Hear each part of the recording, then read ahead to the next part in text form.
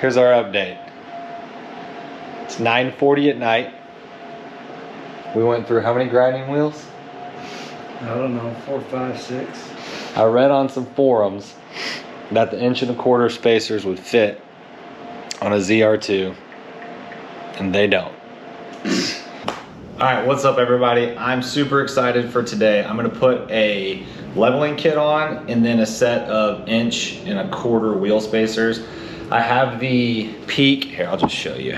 I've got the Peak suspension leveling kit. It does have the ability to do 2 inches, but I'm just gonna do 1 today. This goes on top of the strut. Supposedly it gives it 1 inch. We'll measure it and see. It does come with these as well. They go at the bottom of the spring perch. So you do, if you put these on, you do have to have a spring compressor, but we're not doing that today. The reason I'm only doing the 1 inch is because I'm still on my stock wheels and tire setup for now. And from the pictures that I've seen, if you're running stock, 1 inch looks perfect. If you go 2, it looks like you need bigger tires in my opinion. So we're gonna do the 1 for now. And I do have the 1 inch blocks over here for the rear. So hopefully once new tires and stuff go on, we'll lift it up a little bit more. But I know wheel spacers aren't the best idea in general, but my research says that these Bora ones are the best quality. They fit great, they're strong, they're made in America. So we're gonna put these on 1¼ inch and see how it all looks. So I just read the instructions and I don't know if the 24s are just built different than the 23s, but the pictures don't quite match up. The first thing that the instructions say to do is to remove this is the sway bar. This sway bar linkage. In the picture, it shows this linkage going from the sway bar down underneath this control arm, but up here, it obviously goes way up and it connects up here at the top. So, I don't know, I'm just gonna pull it off here and then we're gonna come around to this side and remove this right here. And then we're gonna go from there. So I'm gonna get this pulled off real quick. These will just spin, so you have to put some sort of a box end wrench on one side, and then take another wrench to get that thing broke free.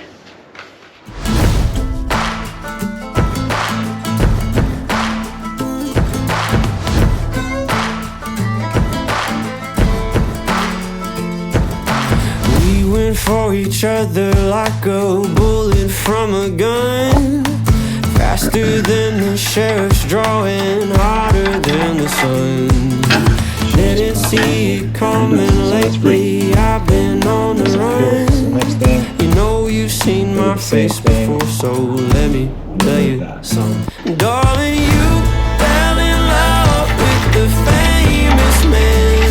See my pictures posted everywhere across the land. And if you run with me, you got to understand that you're holding on to Probably tap that to get this to fall with your actual hammer. Would you still want me? 'Cause babe, I want it. Do you still want me? I got a bag of money, honey, and it don't belong to me. Took it from a man that had it coming, so you know it wasn't free. Load this Smith and Wesson up and take our horses east. And if we run into any trouble, we'll leave them in the crimson streets. Darling, you fell in love with the famous man. See my pictures posted everywhere. I'm just checking again. I haven't looked at all the instructions. I'm probably gonna have to unbolt all of this. These are brake lines and there's like a speed sensor in here. So we'll probably have to undo this just so that none of this pulls tight when we let this down. And then finally, we'll let this out to free it up. All right, so we got all this loose. There's 3 bolts, but now we've got room for a little slack when this drops. All right, next thing we have to do is get up in here, and there's 3 bolts just like that, or 3 nuts that we have to loosen. One thing that I did notice is on this back one, I don't think you can see it, but back here where my finger's at, there's like a cap on it. So you're gonna have to pry that off. There's a cap that, there's like a wire loom that runs on it. So looks like that's kind of a pain in the butt to get back there, but yeah, we're gonna loosen all of those. Just a little side note, if anybody's actually trying to do this, I took a Torx bit and took out this one and this one, and it just allowed me to pull this back. And sorry, this wrench is falling. The way this was hanging down, I didn't have a whole lot of room for this wrench to work. So I can now get it back here, and it's giving me a lot more room to work. So I would recommend doing that if you're trying to do this with a ratcheting wrench. These are all loosened. Now we're going to remove the shock bolts, which is under here. They're these 2. They are a 15 millimeter.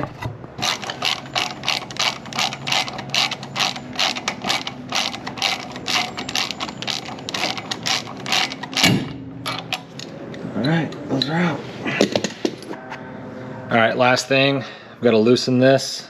Make sure you can break it free, and then you've got to support this lower control arm and this hub assembly, because once you get this off and we tap this, this whole thing's going to break free. So I'm going to loosen this just a little bit, and then I already broke it free. It was much easier than I thought it was going to be, actually.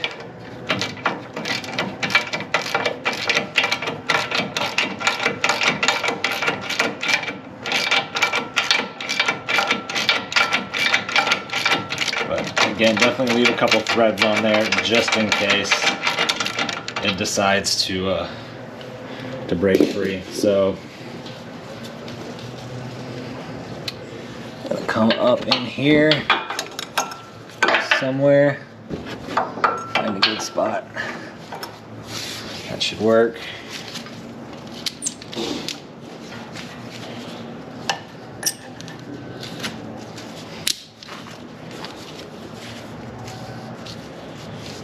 Something like this. You can do, like I said, you can do a jack stand if you've got one, or a bungee. There's a bunch of different ways that you can do it, but either way, remove this.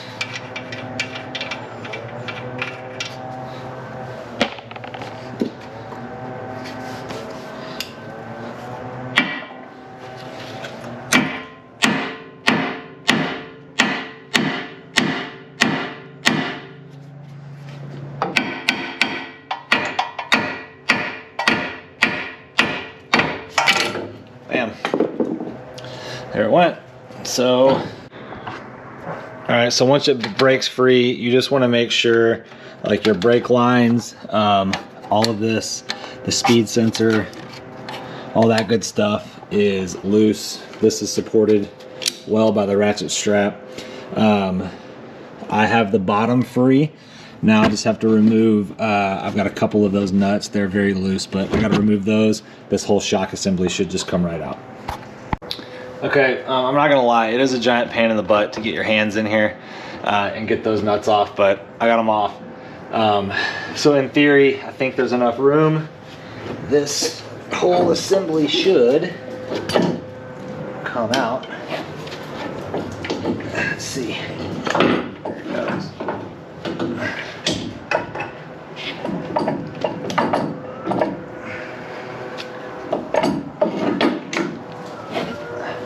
There it is.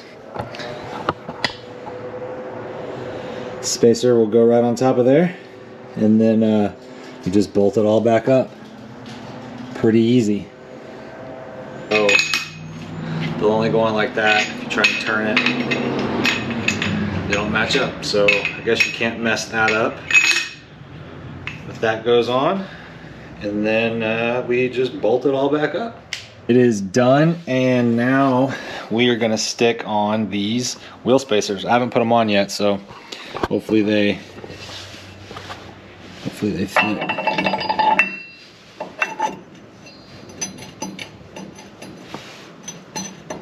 Yeah, right on. We'll get those put on. We'll be done. Came with hardware. And nuts go on here. So two things. This is bent bad, and there's no extra. So we have to go see if AutoZone or O'Reilly's has one. And then luckily, Dad showed up, because you can't tighten these without somebody hitting the brakes for you. You can, but it's a lot easier for somebody to hit the brakes. So, word to the wise, if you put wheel spacers on, have a partner. You gonna drive me to the auto parts store? Sure. Another update. I had read that 1.25 inches would clear and that these studs wouldn't hit, but What I do have these studs hit right here. Do what? Sawzall. Get a metal blade for Sawzall. You think that would be better than a grinder? No, but I got a Sawzall. So we're either have to cut these or grind them down about 1/8 of an inch, or you have to get 1.5 inch wheel spacer. But I don't want them to stick out 1.5 inches. So we're gonna grind them. Or Sawzall them, but I think grinding's probably better. You need a grinder anyway. Just go buy a grinder. And a trip to O'Reilly's for a lug.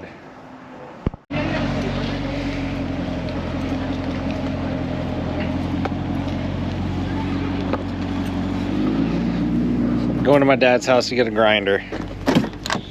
And then to AutoZone. So par for the course, per usual as these things go. I started this afternoon thinking this is gonna be just a quick little project, which it should have been. It's now 6 o'clock, but AutoZone luckily had the open end lug nut that I needed. I got a cutoff wheel, and I'm gonna go home and I'm gonna finish this thing. Hopefully it'll be done in less than an hour. It's all gonna depend on how easy these lug nuts will, or not the lug nuts, the studs will cut. But it's all fun, right?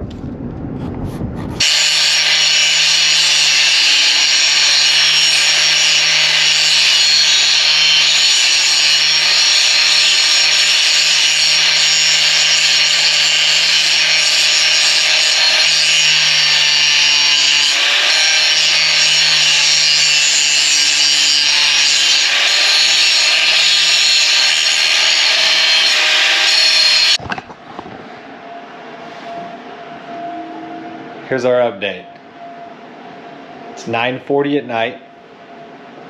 We went through how many grinding wheels?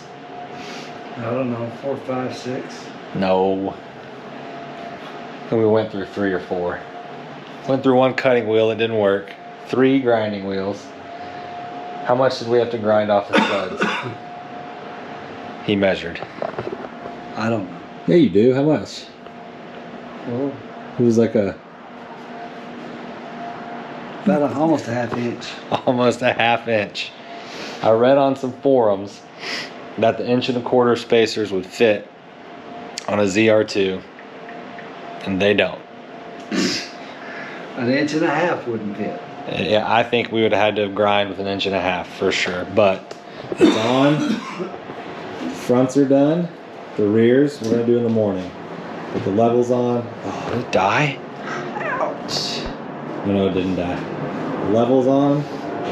The spacers are on. It's pretty much perfect.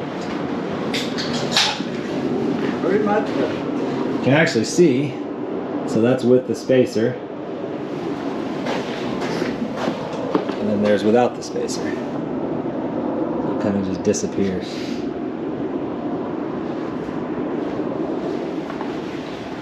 Why don't they make them like that just from the factory? You can sell accessories. I guess.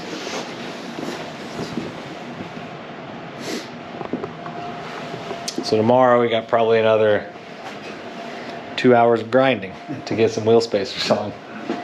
At least. Yeah, at least. Should have bought new wheels.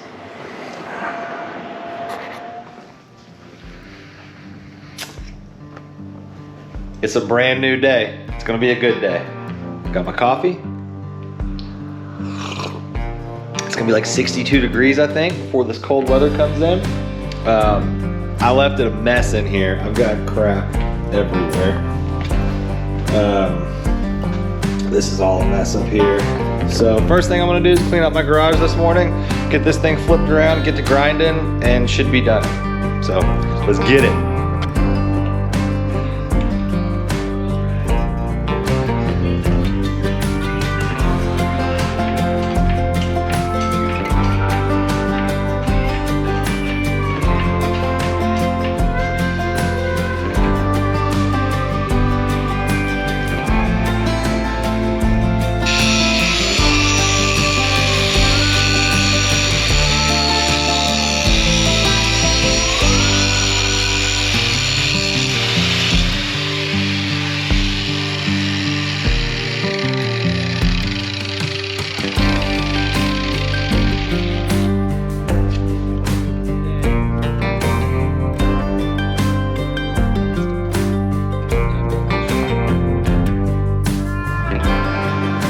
It is done and it looks awesome. It was worth it. It looks so good.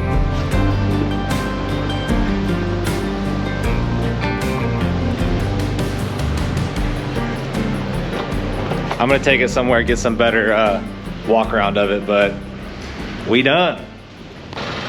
All right, here it is. So the final measurements, it's almost up exactly an inch in the front. Still measures about an inch high in the back, which I'm okay with because I'm going to add some weight back there. But I think it sits perfect. Wheel spacers got these out just enough.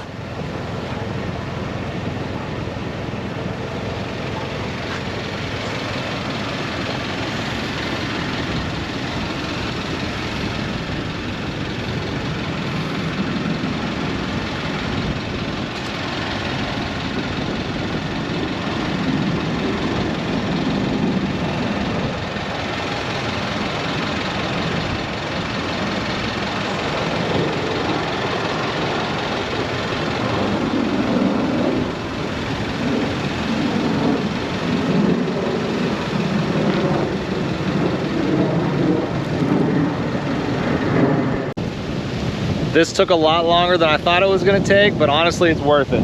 It looks awesome. I think the wheel spacers look awesome. They went on great.